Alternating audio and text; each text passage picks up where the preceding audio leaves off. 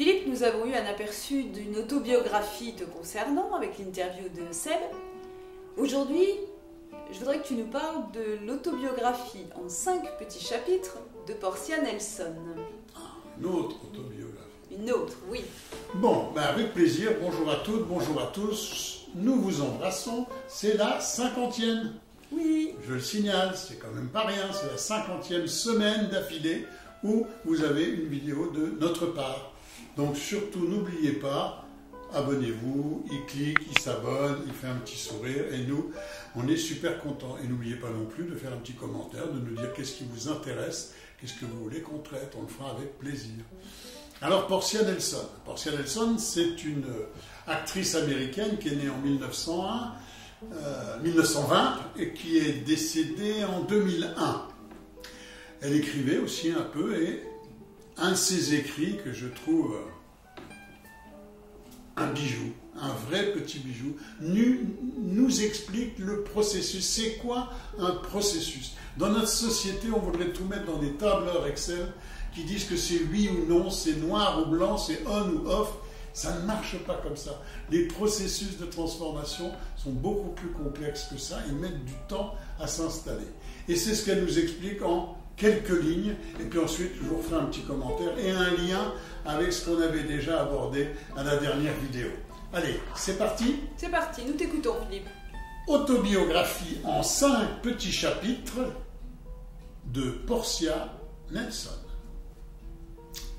Acte 1. Je marche le long d'une rue. Il y a un grand trou dans le trottoir. Je tombe dedans. Je suis perdu. Je ne sais pas quoi faire. Ça me prend une éternité pour m'en sortir. Acte 2. Je déambule le long de la même rue. Il y a un grand trou dans le trottoir. Je fais semblant de ne pas le voir. Je tombe dedans, encore une fois. Je n'arrive pas à croire que je suis dans le même trou. Ce n'est pas de ma faute. Ça me prend un bon moment pour m'en sortir. Acte 3. Je descends la même rue. Il y a toujours un grand trou dans le trottoir. J'ai conscience qu'il est là. Je tombe quand même dedans. Je vois clair. Je sais où je suis. C'est de ma faute. Je sors immédiatement. Acte 4. Je marche le long de la même rue. Il y a un grand trou dans le trottoir et je le contourne. Acte 5. Je prends une autre rue. Voilà, résumé en quelques lignes avec beaucoup de légèreté, beaucoup d'humour, la manière dont on peut exprimer les processus dès qu'ils touchent à la transformation de nos comportements. Quels qu'ils soient, nos comportements ont besoin d'essais-erreurs, non pas d'échecs. On est dans une société où on a l'habitude de dire « je suis en échec ». J'ai essayé d'arrêter de fumer, je suis en échec. J'ai voulu changer tel comportement, je suis en échec. J'ai voulu installer tel nouveau comportement, je l'ai fait pendant 8 jours, je suis en échec. Du coup, on raye tout ce qu'on a fait et on arrête. Je dis ça parce qu'on est en début d'année avec nos bonnes résolutions. Je me suis dit, cette année, allez, tous les jours, je vais marcher une demi-heure. Je l'ai fait lundi, mardi, mercredi, jeudi. Vendredi, je ne l'ai pas fait. Et souvent, j'arrête. Sans comprendre que, au fond, ben voilà, c'est un essai, c'est une erreur. Combien de fois il va falloir que j'essaye? Un certain nombre de fois. Comme disait Fernand Reynaud. Combien de temps va mettre le fût du canon pour refroidir? Un certain temps. Et oui, un certain temps et un certain nombre de fois dans nos comportements, dans leur transformation. Ce qui est intéressant quand j'accompagne, c'est d'aider la personne que j'accompagne à s'apercevoir que ce n'est pas la même chose. Allez, bah c'est toujours pareil. Ça y est, j'avais arrêté et puis j'ai refumé. Si c'est vraiment pareil, vous fumez pareil, vous fumez autant. Non. Non, je fume plus, je les fume plus vite, j'y prends moins de plaisir. Ah, donc c'est plus du tout pareil. Donc ça veut dire qu'il y a une étape, il y a quelque chose qui est en train de se transformer, qui a besoin de se pallier. Voilà. Et donc donc dans les accompagnements, ça demande, y compris dans l'installation de nos nouvelles habitudes, ça demande beaucoup de bienveillance, beaucoup de compréhension de ce qu'est un processus. Combien de fois il va falloir que j'essaye pour y arriver? Ben, j'en sais rien.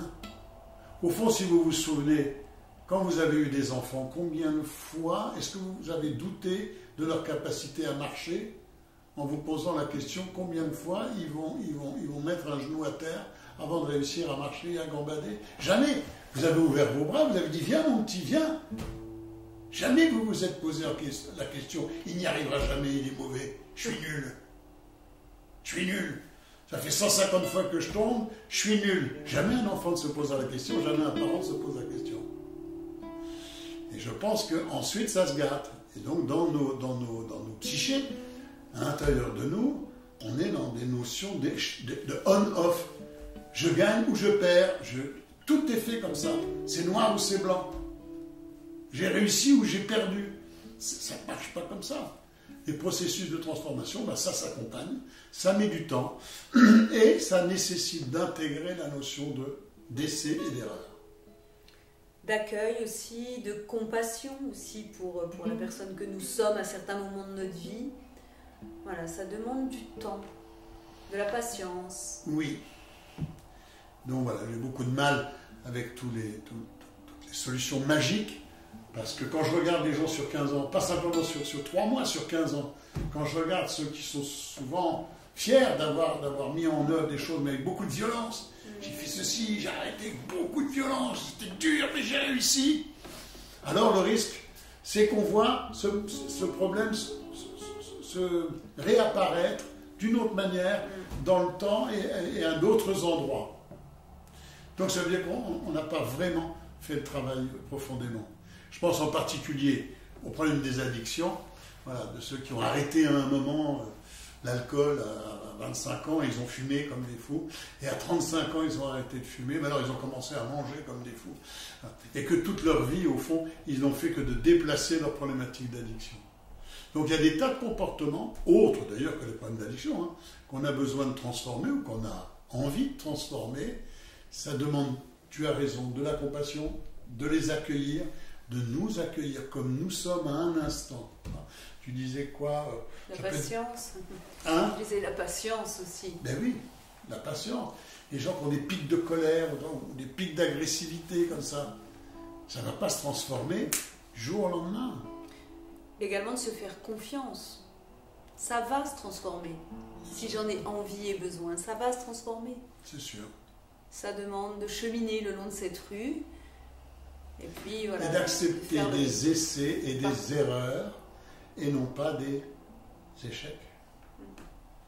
C'est une façon de voir les choses. On en parlera la prochaine fois. Nos limites ne sont que les représentations de nos limites. Et ça, c'est aussi un présupposé de la PNL sur lesquels on reviendra. Quelquefois, c'est notre représentation qui est limitante. Si je ne vois ça que comme des échecs, alors je suis décidément en échec en permanence et je suis un loser. Et je vais rester dans mon trou. Et je vais rester dans mon trou. Et si je vois ça comme des essais et des erreurs, comme un petit garçon qui apprend à marcher, alors à un moment, c'est sûr que je vais y arriver. Beau message d'espoir, surtout en début d'année. Oui. On est en plein dans les résolutions, les bonnes résolutions. Qu'est-ce que j'enlève comme mauvaise résolution? Qu'est-ce que j'installe comme bonne résolution? Soyez bienveillants avec vous, lucides, motivés, mais aussi bienveillants. Merci beaucoup, Philippe. Merci à toi, merci à toutes, à tous. Je vous aime, je vous embrasse. N'oubliez pas, il clique, il fait tout ce qu'il faut et il met des commentaires avec plaisir. À bientôt. À bientôt, Philippe.